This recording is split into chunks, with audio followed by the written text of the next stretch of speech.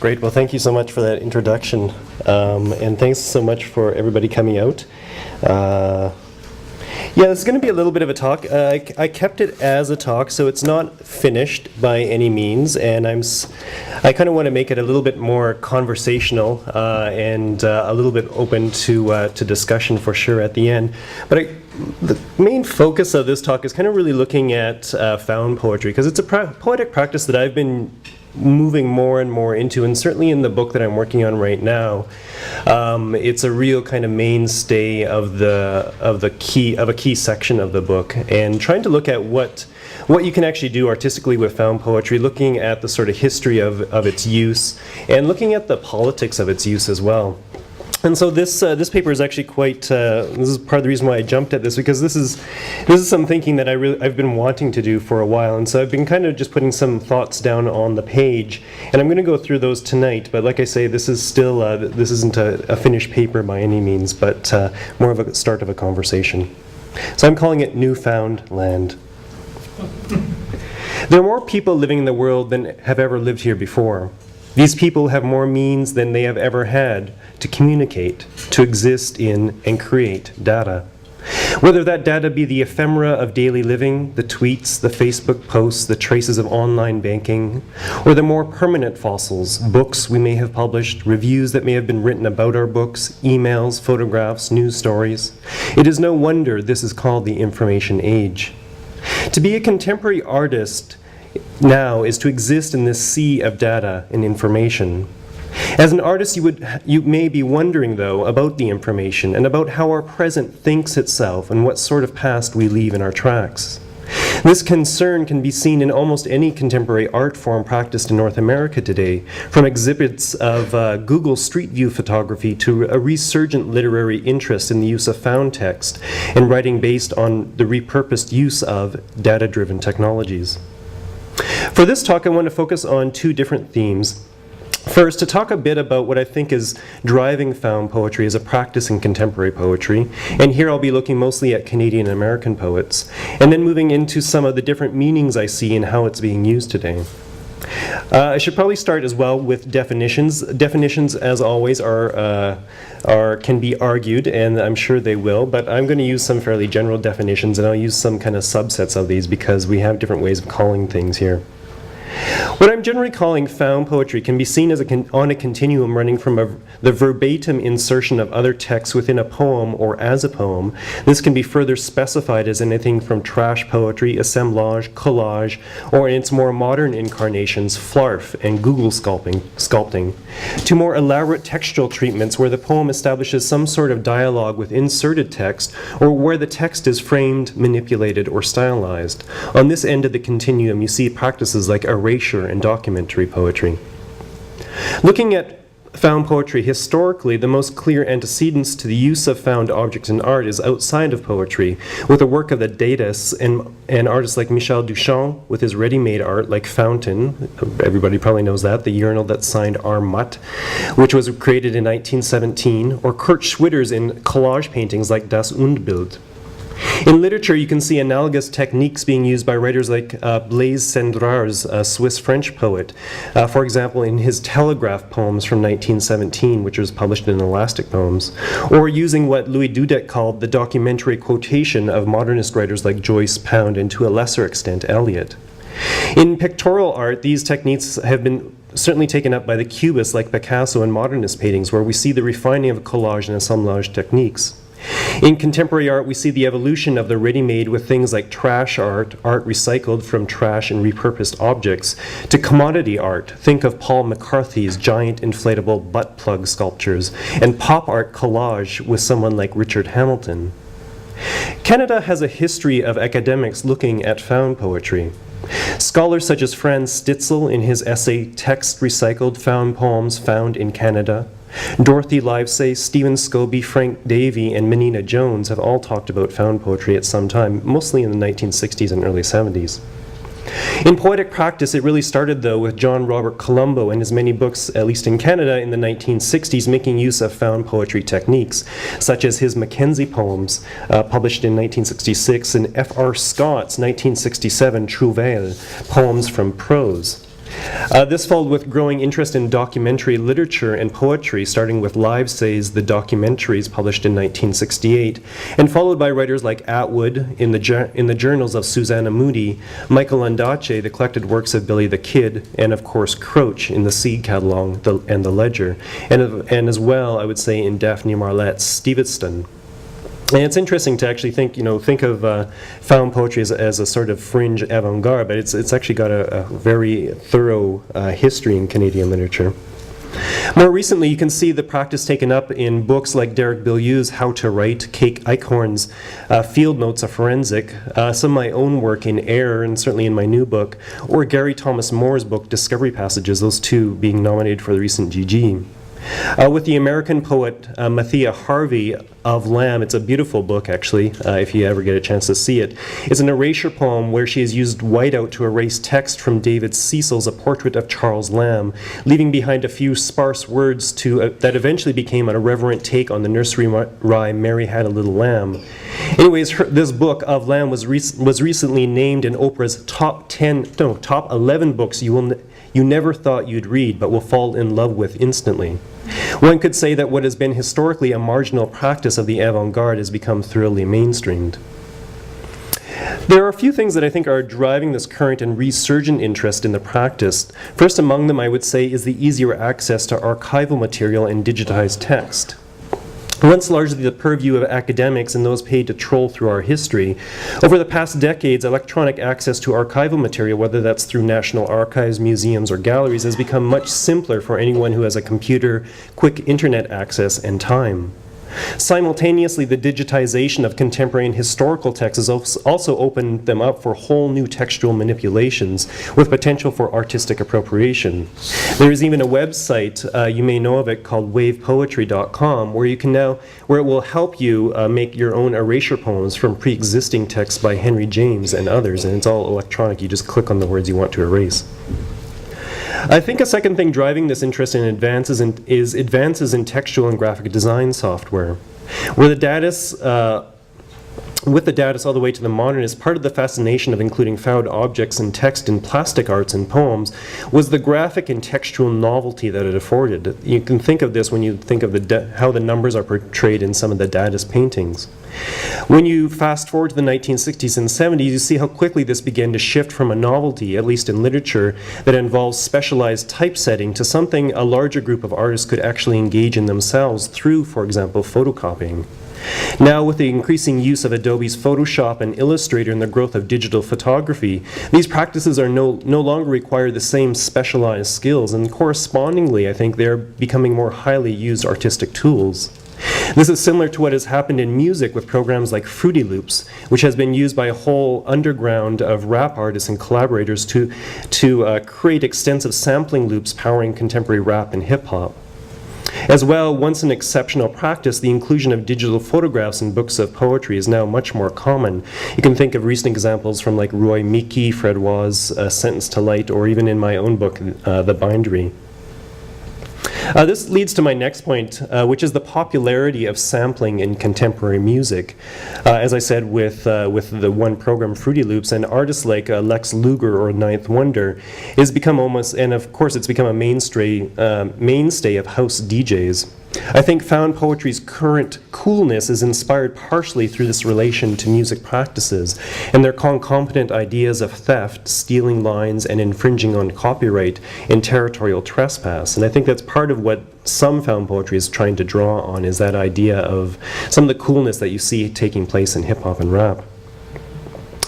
Coincident with the new software that has made the manipulation of found text easier, we also see new meta technologies that have opened up whole new ways to work with text.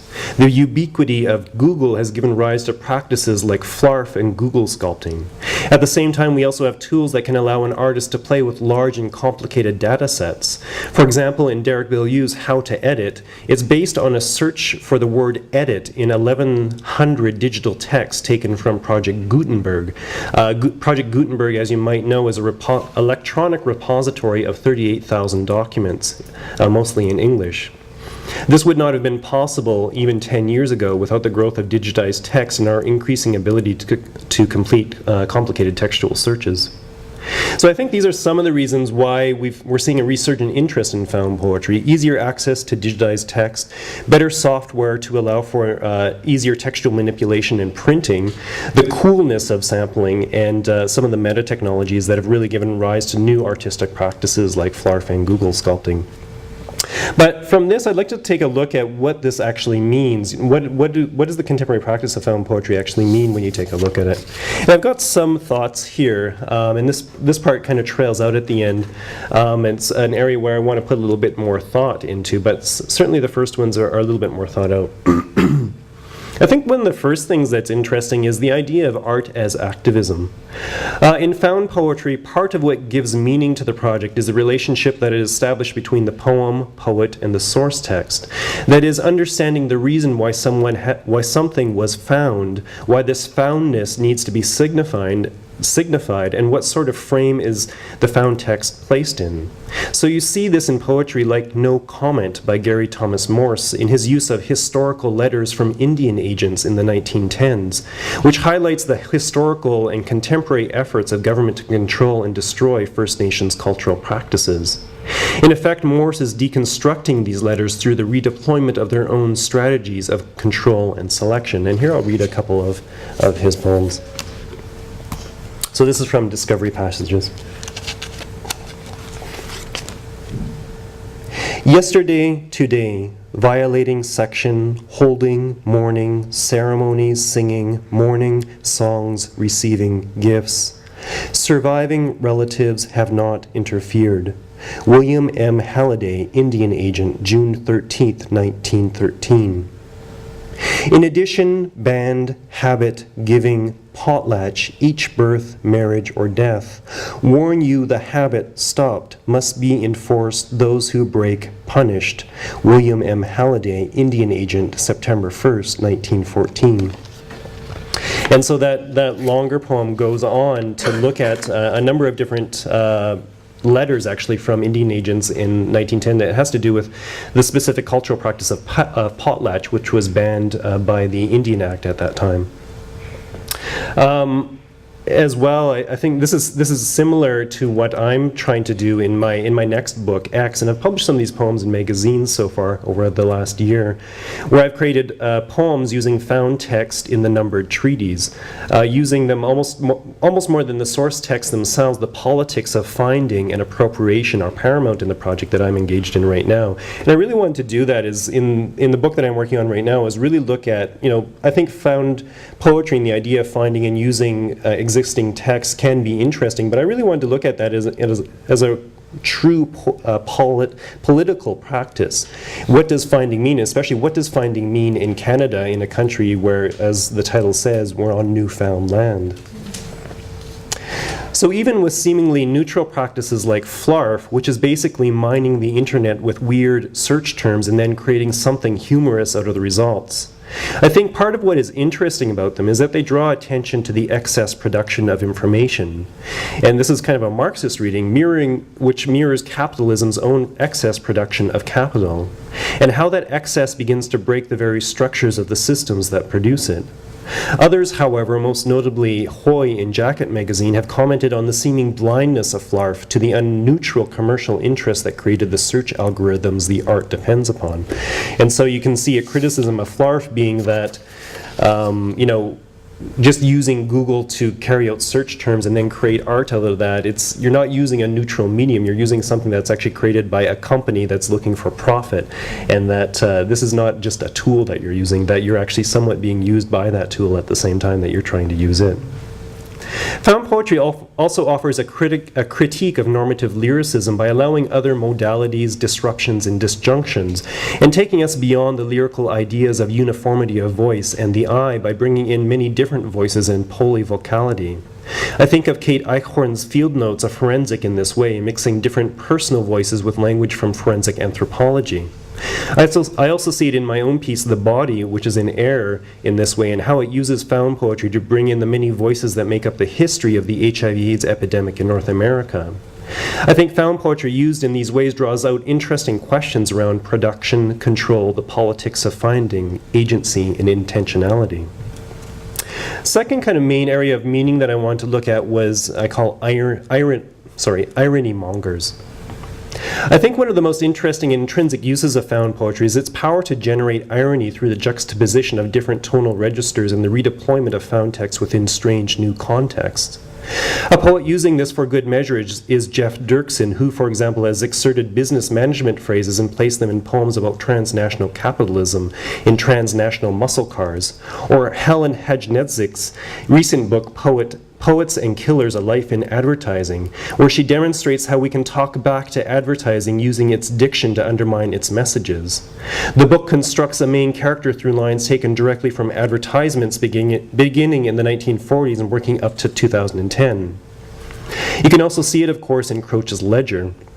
What powers these ironies and the humor of them is that we find text created for completely different, we find the found text being used for completely different purposes than what it was originally intended for. It's a sort of slapstick comedy in a way.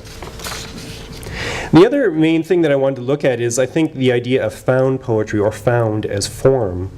I think one thing that you see in contemporary uses of found poetry is the substitution of traditional poetic constraints of rhyme and rhythm with new constraints of technique around, which turns around traditional expectations of what a poem is and what a poem should do. Poetry in this vein seems to highlight the technique almost more than the end product, and technique and technical purity seem of high importance. A great example of this is Beaulieu's Wild Rose Country in How to Write, where he methodically documents all the text seen or found within a one-block radius of his house. And I'm not going to read the whole thing, but I will read it for a little bit. And this is the thing, it's like, this is almost, it is an unreadable poem in a ways. It's so completely boring, but at the same time, the idea is actually quite fascinating. And this kind, I find that with a lot of Derek's work, where the idea is the fascinating thing, and it's, the end result is a book that you can put aside. Wild Rose Country. Cal Alta 1978 Chevron Supreme Motor Oil Huile Moteur SAE 5W30 API SM946 ml 1 quart formulated with formulec avec ISO SIN technology homologie pour American Petroleum Institute for Gasoline Engines certified motors à essence water 737737 end play ground zone 405 Hillhurst Telluride 9744000 plus stop number. It goes on. One of the other things that and this is kind of where the talk powers out, but I want, if I had a little bit more time, I'd go a little bit more into, I think, ideas of authenticity, because I certainly think found poetry, especially when you go back into the 1960s, and you look at works like the collected works of Billy the Kid or some of Dorothy Livesay, what she was talking about, I think found poetry and the techniques of found poetry is actually being deployed much more to give a certain authenticity to the poetic project. As well, I think found poetry has some potential, or at least some potential meaning, as a sort of archaeological tool. You see this in some work, the idea of going back to a certain time period and rescuing historical data. And you see that somewhat in what Morse is doing in Discovery Passages, but I think his ideas have much more of a political potential than just sheer archaeology. So anyways, those are just some basic thoughts around found poetry that I've been thinking about, and thanks for sitting so patiently and listening to me.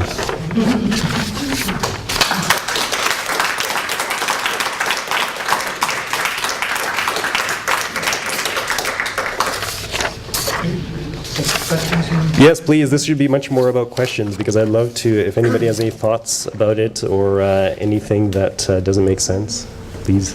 I'd like to talk about conceptual art for a minute. Mm-hmm. You're talking about what's the name of the fellow's book? Mm-hmm. Who is he? Oh, Derek Beaulieu. Derek Beaulieu, sorry. In which the idea of the book is more important than the book itself. Mm-hmm. The irony is that the concept can't be communicated except through the vehicle of the book. Mm-hmm. So the people who are two large people in that conceptual art, mm-hmm. conceptual poetry field say that the idea is more important than the work. Mm-hmm. But that's what they're striving toward. Yeah. The only and again the only successful conceptual poem I know of is Christian Book's idea that he's going to create a bacterium which encodes a poem in its DNA. And he's been talking about this for 3 years. He's gotten a good amount of media attention for it as well. Yes, it's still no damn poem. So, He probably gets far more media attention without the poem, I'm sure. but doesn't it seem that the conceptual poetry idea cuts itself? I don't know. I find it interesting. I find it stimulating. And it's unfair to say that you can put Derek's book aside. He does have some really interesting poems in there. It is driven by concept, and some of those concepts are really interesting. And part of what I like about, and I would say that I try to do a bit of this in my work. I'm certainly not near as stringent or dogmatic. I'm much more pragmatic in my use of different poetic practices.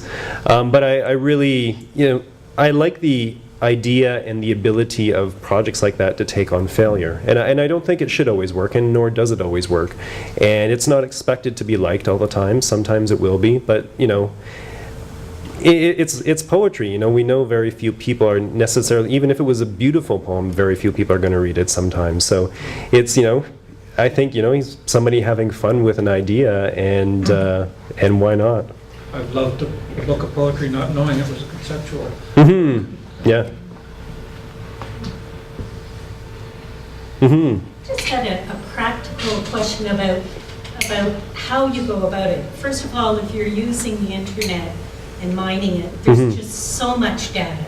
Mm-hmm. I mean, do you actually have a system? Do you say, for example, I'll only pay attention to every fifth line, or do you just read through all these reams and just wait till you get an emotional response to something? I guess it depends what sort of project you're engaged in. Like, certainly I think with practices like Flarf, and I can't say that I wouldn't say that I've practiced, although I have been accused of it. I wouldn't say I've practiced it. Actually, it was funny, at the Vancouver Poetry Conference, I read The Body there, which is this long poem made up of using found poetry. Actually, it's a found poem. And somebody accused me of writing Flarf about AIDS, and then it started this big discussion, and people were like, no, that's not Flarf at all. And no, I didn't think it was Flarf at all. But yeah, I think with some Flarf projects, certainly that is the idea, where the search engine itself and the search results becomes the main fodder for whatever you're creating. Whereas I would say, certainly in my practice, I come at it with a much more focused intention. I don't use just like Google or something like that to shape a poem, but I certainly use for example, in creating The Body, where I used electronic archive of 10 years of history of questions and answers around HIV. And I used that, and I very specifically searched for that, and I searched for this website, and then I went into their archives, and I read it for 2 weeks, going through their archives and copying down the stuff that I wanted.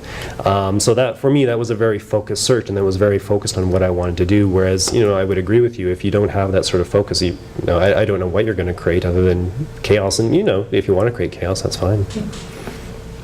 Mm-hmm.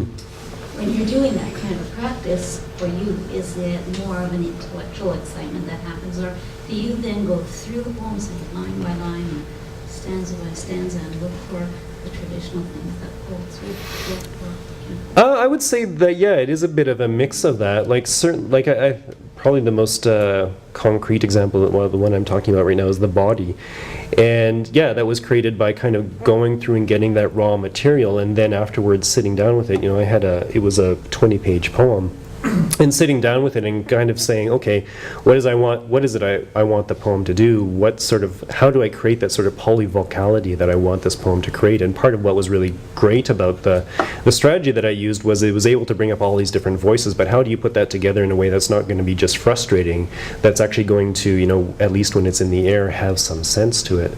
At the same time, trying to make it can't just be, for me at least, it can't be just pure reportage. There has to be something of interest in what you're doing on the page as well. So it is kind of balancing it out between those things.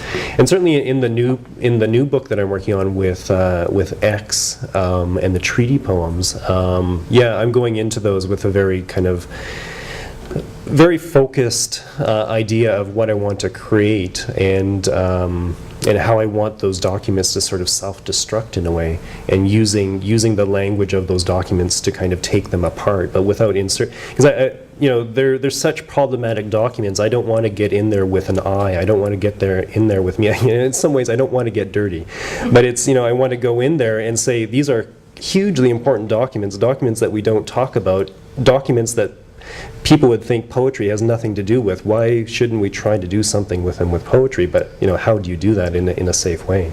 So. Wonderful. Thank you. Cool. Thanks, guys.